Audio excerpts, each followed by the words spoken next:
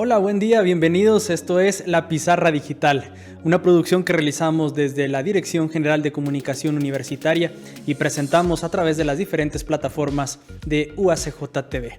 Les invitamos a que nos sigan a través de las diferentes redes sociales. En Facebook, Twitter, Instagram, YouTube nos encuentran así como UACJ TV Oficial. Solamente tienen que teclear eso. Bueno, mi nombre es Noé Sánchez Navarro y les doy la bienvenida a un nuevo episodio de La Pizarra Digital. Les invito a que se queden con nosotros. Comenzamos.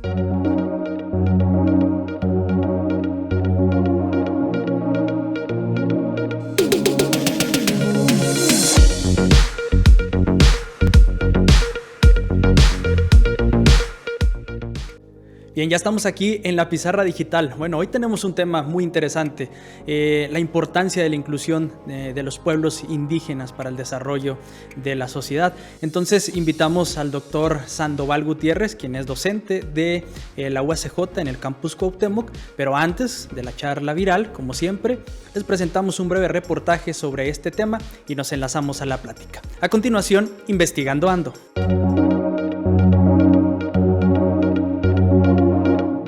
Los pueblos indígenas poseen grandes y antiguos patrimonios culturales y se considera que hay una profunda interdependencia entre sus sistemas sociales, económicos, ambientales y espirituales.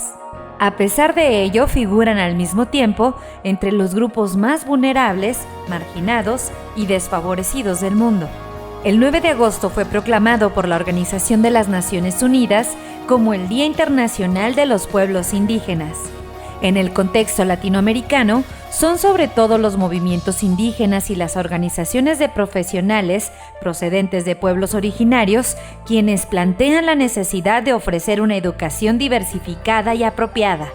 En cuanto a la inclusión de la educación en este tema, las respuestas políticas han sido distintas en los diferentes países de América Latina, incluyendo tanto programas para la ampliación del acceso mediante becas y cuotas, como la creación de sistemas educativos guiados por enfoques interculturales para la inclusión.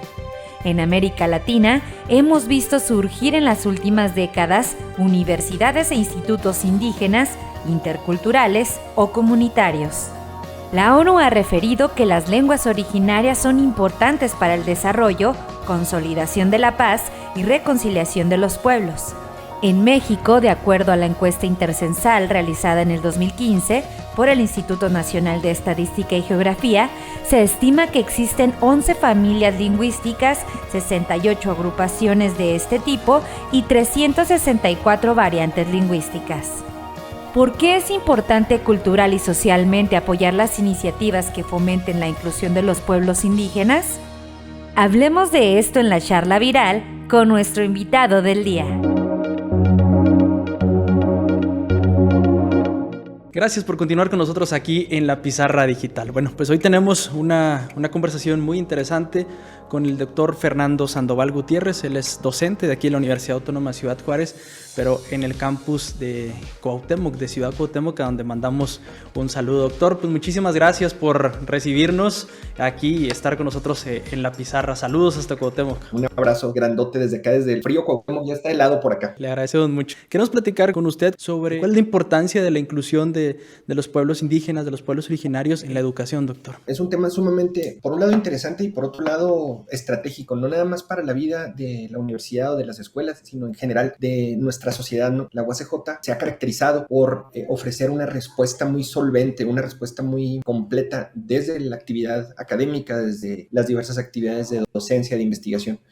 A este tema, ¿no? Cuando hablamos del tema de la inclusión, en realidad lo hacemos a partir de una respuesta a los desafíos que vemos que crecen en nuestro contexto, ¿no? En nuestras sociedades. Desafortunadamente vemos cómo van creciendo en nuestros contextos, pero también lo vemos en el contexto mucho más cercano, en el aquí y en el ahora. Vemos cómo nuestra vida cotidiana está marcada por procesos de intolerancia, ¿no? Procesos exclusivos. Cuando voy a trabajar, cruzo miradas agresivas con la persona que está en el carro a mi lado. Cuando tengo algún problema con alguien del trabajo, con alguien alguien de la familia, nos estamos volviendo desafortunadamente una sociedad intolerante. Y esto tiene costos muy importantes en la manera en la que vamos viviendo la vida, ¿no? Y estos costos son más grandes para los que son diferentes, ¿no? Para la alteridad, para el indígena, para la persona con necesidades educativas especiales, para el migrante. Todos aquellos que son diferentes en nuestras sociedades desafortunadamente enfrentan cuotas más elevadas de costos relacionados con eso, ¿no? Entonces, por eso es tan importante que desde la academia, desde espacios tan privilegiados como lo es la universidad, como lo es nuestra casa, se construyan, en primer lugar, procesos de interés en esto, ¿no? Es decir, tenemos que hablar de este tema, tenemos que promover desde la investigación, en particular en nuestro caso desde la investigación educativa, y además en la cátedra, en los salones de clase, se hable acerca de estos temas para visibilizar el asunto, ¿no? Desafortunadamente vemos cómo con gran frecuencia estos procesos de intolerancia se normalizan, ¿verdad? Entonces nosotros decimos, no, pues es que así es la vida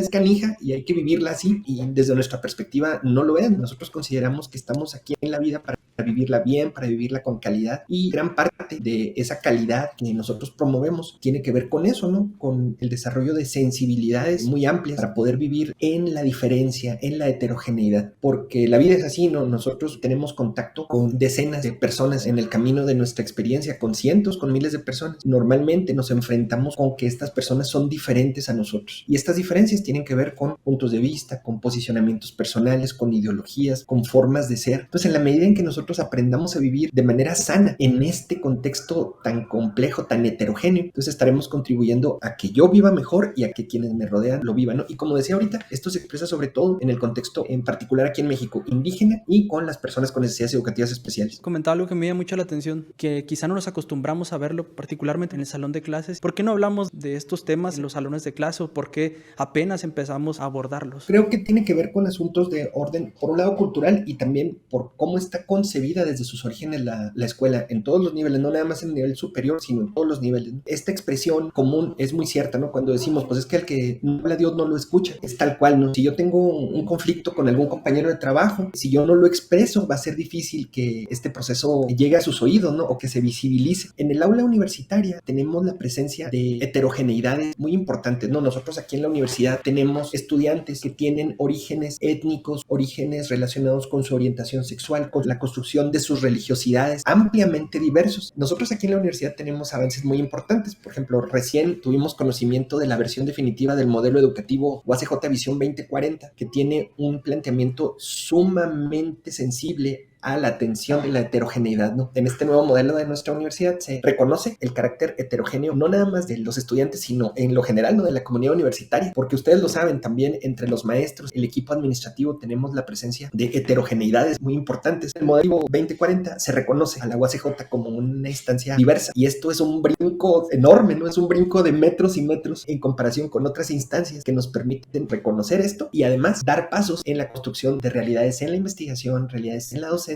que reconozcan y aprovechen la heterogeneidad. Desafortunadamente, en décadas anteriores se había concebido en otros espacios la heterogeneidad como un obstáculo o un desafío, ¿no? Se partía de la visión de que mejor había que hacer todo homogéneo para poder trabajar de ahí. Y afortunadamente aquí en la universidad vamos en el sentido contrario. Somos diversos, tenemos origen, tenemos posicionamientos, tenemos características, incluso idiomas distintos acá en la universidad, y eso nos permite ser una instancia mucho más fuerte, ¿no? Mucho más potente. Y esto va mucho más allá de las palabras. Nosotros hemos tenido la posibilidad aquí en la universidad de recibir apoyo para ofertar, en el caso específico de los temas indígenas, materias relacionadas con el mundo indígena. Por ejemplo, tenemos una materia acá en la división Cuauhtémoc que es la lengua rarámuri. Los estudiantes pueden estudiar lengua tarahumara. También hemos tenido la posibilidad de ofertar cursos en particular de lengua rarámuri, también de lengua náhuatl, los cursos saberes dirigidos a docentes. Y además hemos recibido el apoyo institucional para la elaboración de materiales como este del que hablaremos más adelante, que es este cuaderno para el rarámuri. Es así, ¿no? Como la universidad verdaderamente da pasos reales, ¿no? Para poder promover esta cultura de la inclusión. Usted tiene 11 años en la universidad. ¿Cómo ha sido ese proceso de transformación? Los cursos del aprendizaje de la lengua rarámuri, todos estos avances, ¿qué impacto han tenido en la comunidad? Ha sido bien interesante porque hemos visto cómo ha ido transformándose la universidad. Como bien lo comentábamos, yo llegué a la universidad en 2009, me integré al equipo de la universidad para ser parte del equipo fundador de la división multidisciplinaria acá en Cuauhtémoc, y Cuauhtémoc en particular tiene una serie de características bien relacionadas con este tema de la heterogeneidad, porque se trata de un municipio que crece de manera acelerada. Cuauhtémoc tiene la tasa de crecimiento más acelerada de todos los municipios de Chihuahua, y además este crecimiento se ha alimentado en la década reciente con procesos migratorios de diversos orígenes, ¿no? La universidad acá, la división en Cuauhtémoc en particular, ha sido sensible a estas nuevas realidades, a estas presencias distintas. Ha sido un proceso bien interesante, como la universidad poco a poco, cada vez con mayor frecuencia, promoviendo estos procesos de apertura a proyectos de investigación dirigidos a este tema, ¿no? A la atención de lo heterogéneo y además a la producción de materiales desde el área editorial de la universidad. En lo general, ¿no? A nivel institucional, el clima de la universidad consideramos que ha ido orientándose hacia los temas de la inclusión, y no nada más en el mundo indígena, ¿no? También en lo relacionado con la atención a estudiantes con necesidades educativas especiales, con discapacidad. Hemos visto cómo poco a poco va construyéndose esta cultura en la que la universidad dice: vénganse, no importa cuál sea tu condición o tu diferencia, la UACJ tiene las puertas abiertas para todos, y esto hace que nuestra institución sea sumamente congruente con la responsabilidad social que tenemos, ¿no? Como instancia pública. Verdaderamente es un privilegio poder ser parte de todos estos procesos, ¿no? De mejora, de afinar la presencia social de la universidad, no nada más aquí en la división multidisciplinaria, ¿no? Yo pertenezco a ICSA, en donde han ido dándose procesos muy similares, ¿no? Me parece que ha sido de las mejores cosas que tiene la UACJ en la década reciente. Sobre ese tema y la experiencia tal vez desde el ámbito universitario, la educación superior, ¿qué experiencias conoce usted que pudiera compartirnos de otras universidades, de otros esfuerzos que estén haciendo en otras partes del país? Afortunadamente hemos tenido contacto con colegas, la mayor parte de ellos aquí en México. En los 5 años recientes hemos visto como un aceleramiento de la actividad de diversas casas de estudio de nivel superior dirigidas a estos temas, ¿no? A temas de preservación de la lengua y de la cultura indígenas. Por razones obvias, parte de la población indígena presenta indicadores de marginación importantes, y esto se traduce en procesos acelerados de pérdida de la cultura y de la lengua. Si revisamos el número de hablantes de alguna lengua indígena en el censo del 2010 y lo comparamos con los resultados del 2020, vemos un paso hacia atrás en el número de hablantes de todas las lenguas, ¿no? Sobre todo de las 4 lenguas originarias del estado de Chihuahua, que es el rarámuri, el pima, el guarojío y el tepehuán. Vamos para atrás en este proceso. Hay una tendencia a nivel nacional e internacional de atender estos procesos. Y es que cuando se pierde una lengua indígena, no se pierden únicamente una colección de palabras distintas, ¿no? Lo que perdemos es una cosmovisión completa, ¿no? Toda una estructura simbólica y cultural que explica el mundo desde una perspectiva muy particular. Entonces es dolorosísimo cuando se pierde una lengua indígena. Respondiendo a la pregunta, nosotros hemos tenido contacto con colegas adscritos a la Universidad Pedagógica del Estado de Michoacán que están realizando procesos similares, desarrollando materiales.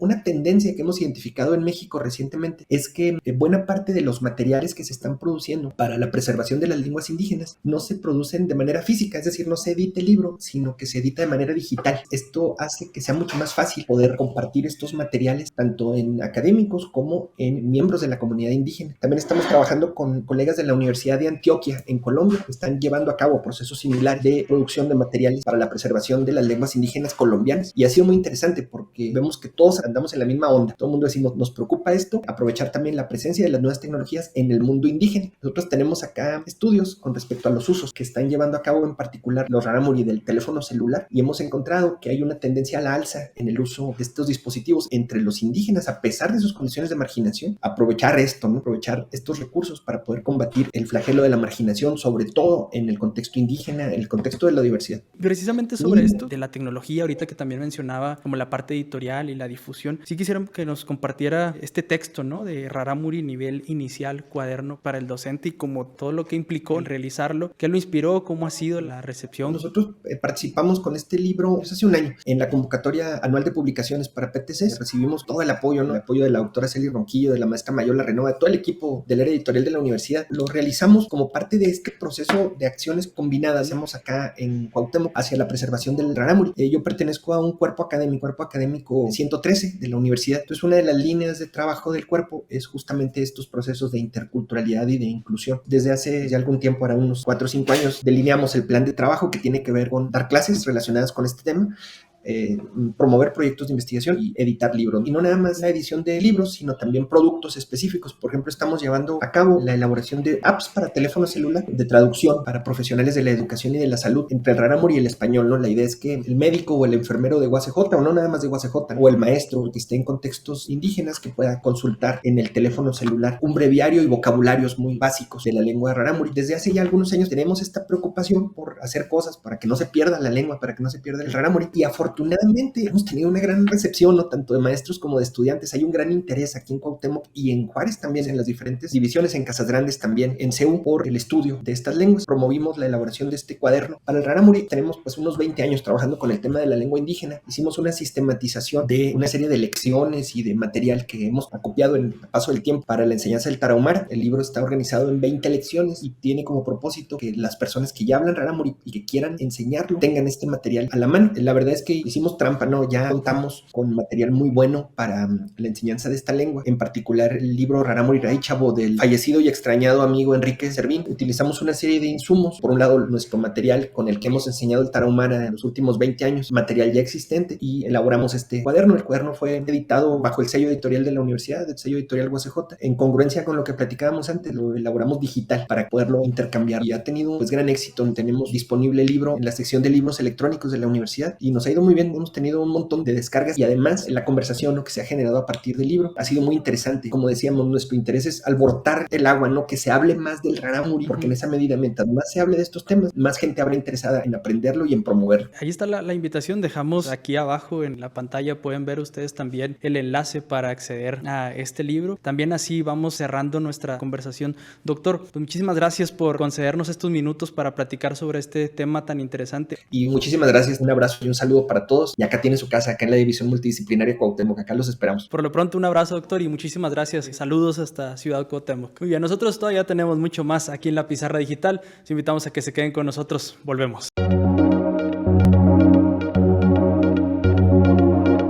Bien, continuamos aquí en La Pizarra Digital. Ahora vamos a nuestra sección El que con libros anda, esta sección donde conversamos con diferentes personalidades de aquí de la Universidad Autónoma de Ciudad Juárez sobre libros, con cuáles libros han andado y cuáles recomendarían a quienes nos hacen el favor de vernos. En esta ocasión vamos a conversar con la maestra Sofía Corral, quien es docente de la UACJ en campus de Nuevo Casas Grandes. Entonces vamos a conocer El que con libros anda.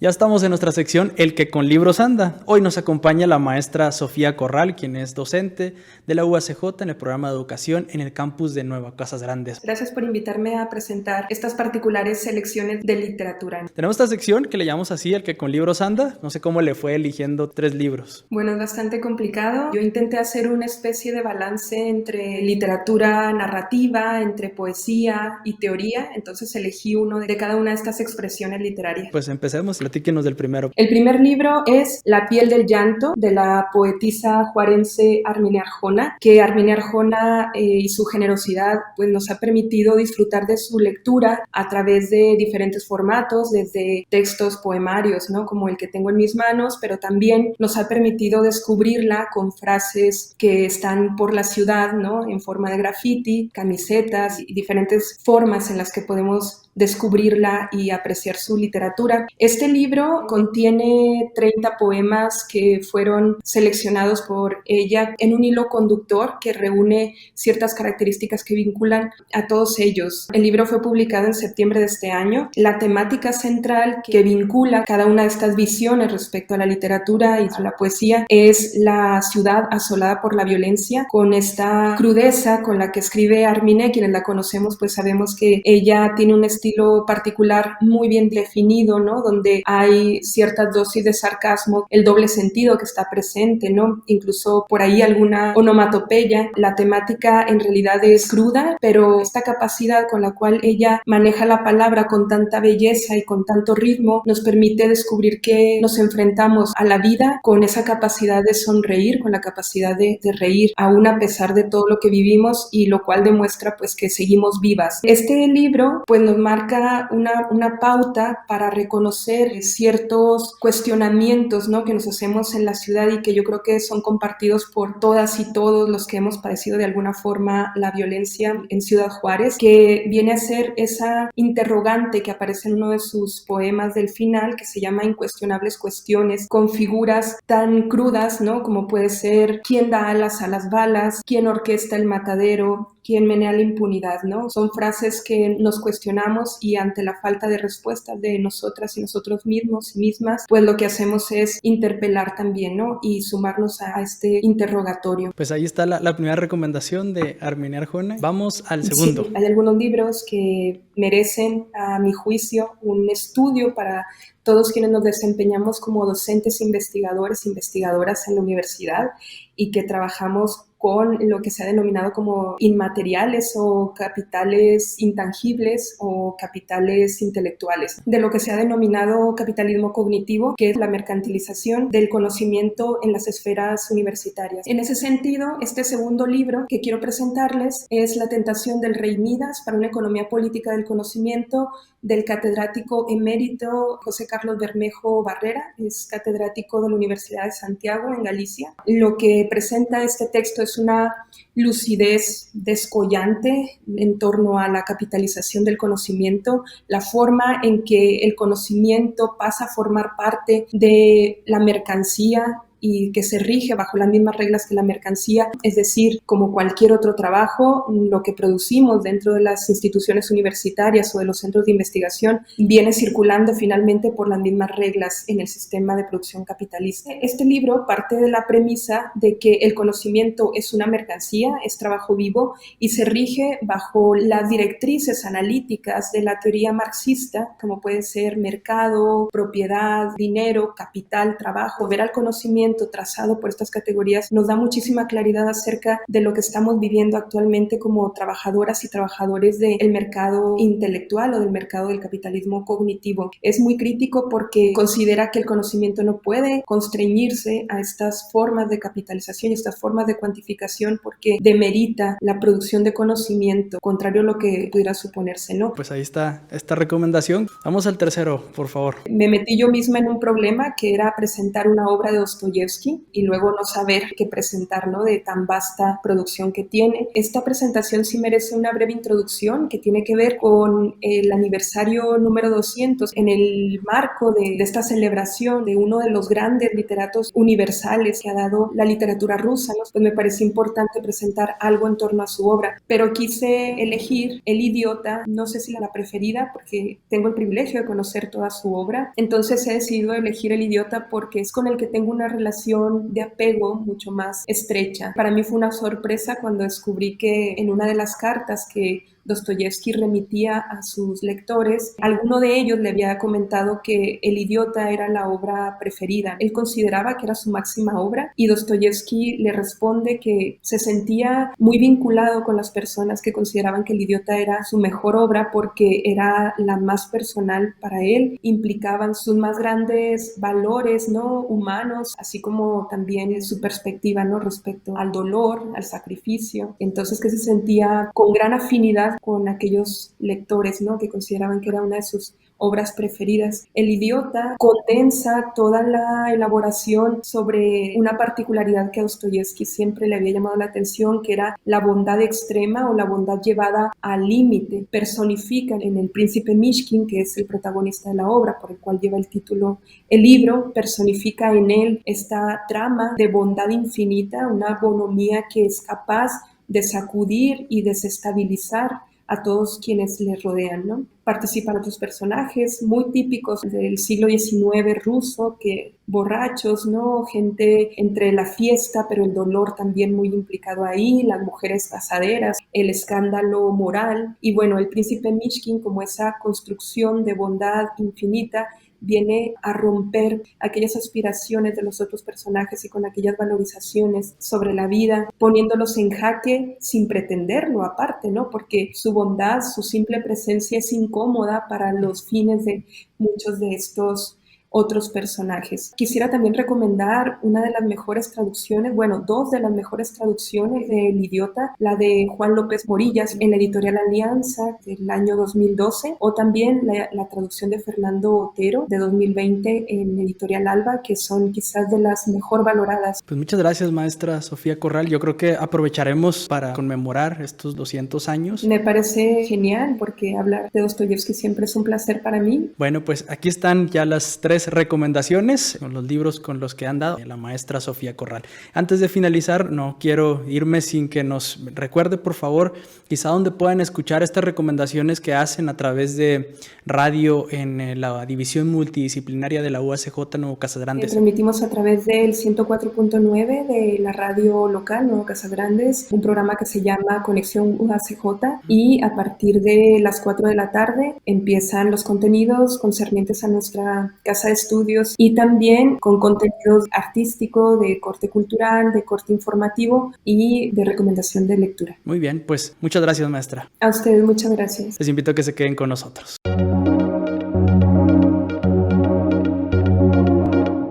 Hemos llegado al final de un capítulo más de La Pizarra Digital. Muchísimas gracias por habernos acompañado. Les recuerdo que pueden seguir todos los contenidos que realizamos aquí en UACJ TV Oficial a través de las diferentes redes sociales. En Facebook, Twitter, Instagram, YouTube y ahora también en Spotify pueden encontrar todo lo que hacemos. Solo deben teclear UACJ TV Oficial. Los invitamos a que accedan a estas redes sociales y hagamos todavía más grande nuestra comunidad en estas plataformas. Bien, mi nombre es Noé Sánchez Navarro y a nombre de todo el equipo de producción que hace posible La Pizarra